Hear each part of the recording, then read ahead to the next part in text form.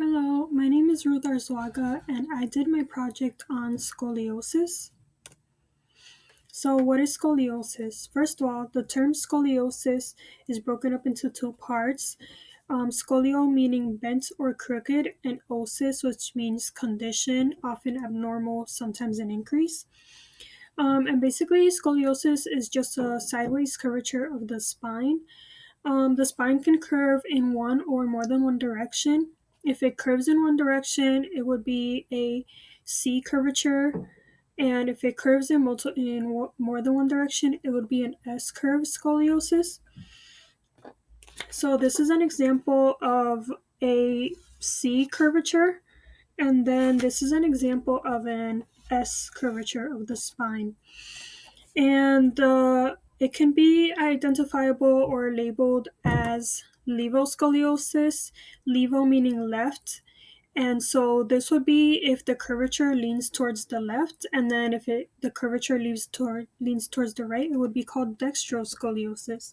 And this picture has left equals levo, so it leans towards the left, and dextro, which means right, so it leans towards the right. Someone with an S curve has both. Someone with a C curve only has either levo or dextroscoliosis. There are multiple types of scoliosis. So the first is idiopathic scoliosis, and that one is divided into different categories based on age groups. And idiopathic scoliosis occurs after birth, and it does not occur from, or it may not occur from pre existing conditions. Congenital scoliosis is scoliosis that forms during pregnancy. So the baby is born with scoliosis, and this is due to malformation of the vertebrae, so the spine does not develop correctly, and then the baby is born with scoliosis. Neuromuscular scoliosis is a scoliosis that happens due to a pre-existing condition of the nerve of the spinal cords or the muscles surrounding the spine. So, conditions such as cerebral palsy or muscular dystrophy can lead to neuromuscular scoliosis. Degenerative scoliosis, I wrote a citation. So, according to levoscoliosis and dextroscoliosis, degenerative scoliosis is caused by wear and tear on your spine as you age, and it is the most common cause of adult scoliosis. So, idiopathic scoliosis, the term idiopathic is broken into three parts: idio meaning individual, patho meaning disease, and ic meaning pertaining to. So, idiopathic scoliosis is a scoliosis that um, does not derive from a pre existing condition, but it is thought to be or have genetic components that determine whether someone gets or doesn't get scoliosis. And I do believe this, so because I have a family history of people that have scoliosis on my mom's side of the family. And then it's categorized into age groups. So infantile scoliosis is developed f- from birth to 3 years of age, not congenital, so this baby isn't born with scoliosis, but rather develops it afterward.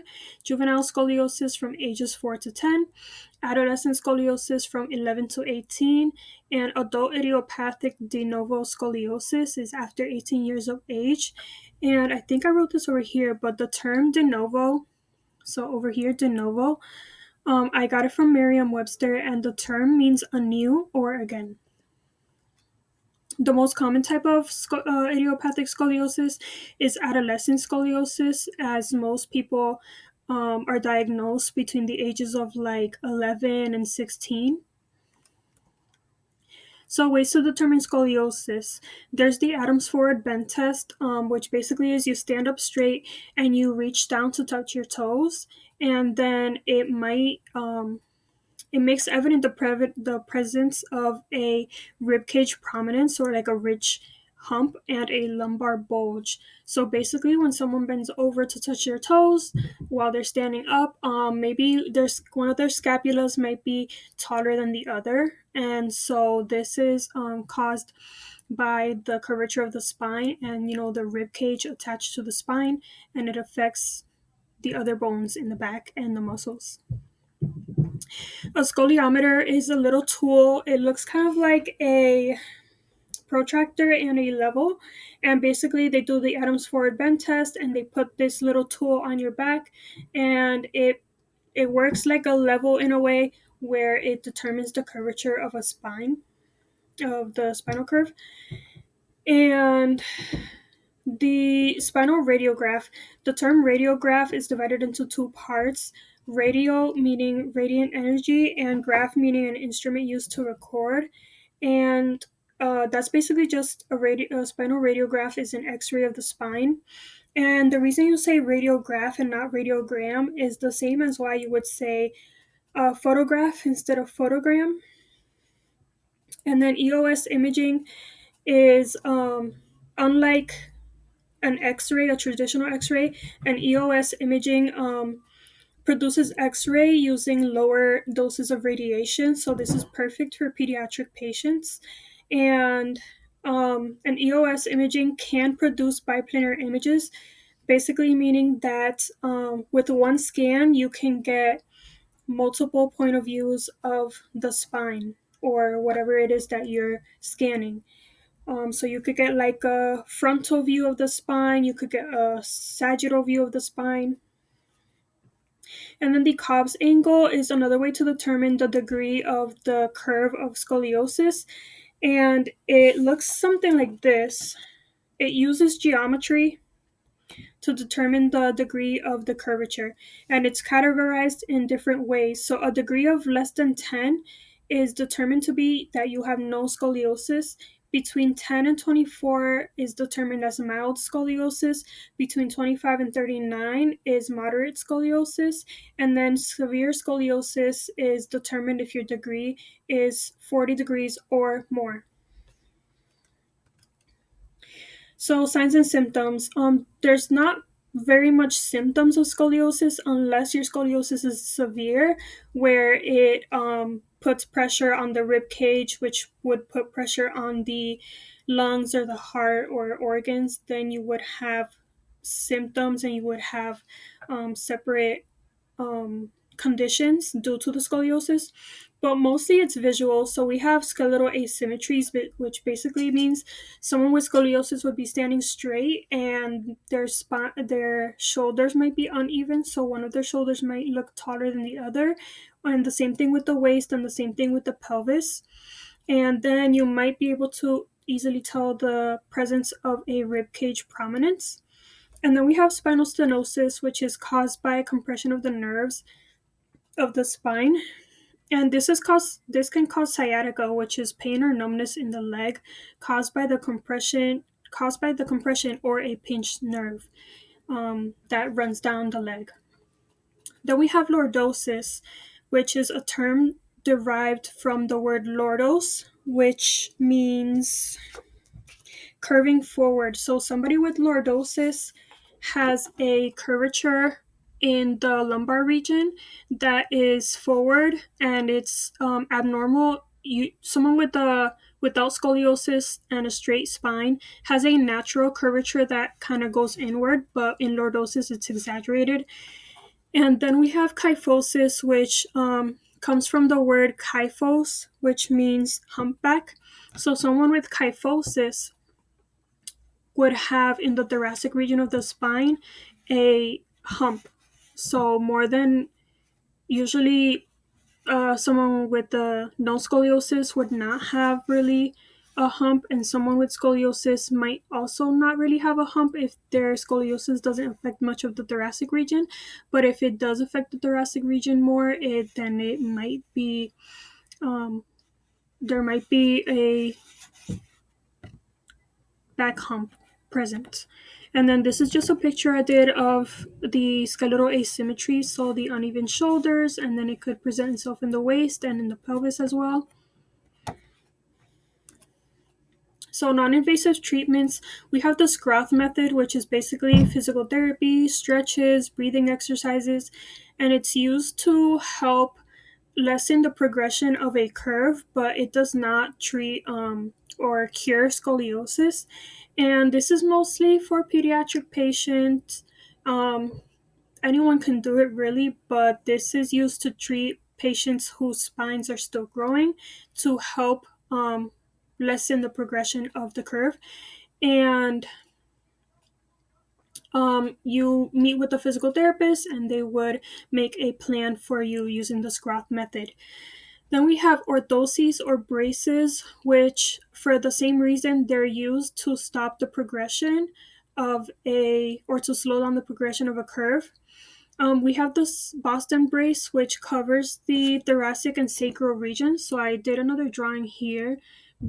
And then the thoracic region starts at the top of the back and ends in the lower back. So the Boston brace covers um, the thoracic all the way to the sacral, which is the purple part over here. And then the Milwaukee brace covers that as well, including the cervical region. So it provides neck support and it goes from the neck all the way down to the sacral region. And then we just have pain relievers for people that experience back pain due to scoliosis. And you have your typical acetaminophen, which is Tylenol. You have NSAIDs, so non-steroidal anti-inflammatory drugs like ibuprofen and naproxen, which is Motrin and Aleve. And then we have the invasive and surgical treatments for scoliosis. So the Reflect Scoliosis Correction System uses screws, cords, staples, and locking caps, and it straightens the spine as a person grows. It's used if braces are unsuccessful as slowing down the progression of a curve. And it's recommended for children and adolescents. Then we have vertebral body tethering, which uses screws and cables, and it puts tension on the spine and corrects it as someone grows. And this is also recommended for growing children. And as the child grows, the cables continue to exert tension and straighten the spine. Then we have spondylosynthesis or spinal fusion. Spondylosynthesis is broken up into three parts. Spondylo meaning vertebra, syn, S-Y-N, meaning joined or together, and desis, D-E-S-I-S, meaning binding or fusion. So spinal fusion is used to treat pain and conditions that affect the joints, the soft tissues connected to the vertebrae. It's used in adults and children, so this is the only one that I mentioned that is used in adults as well. And it uses bone tissue, screws, and plates and rods. And it's used to improve the quality of life caused by pain in severe scoliosis. And then my family history of scoliosis.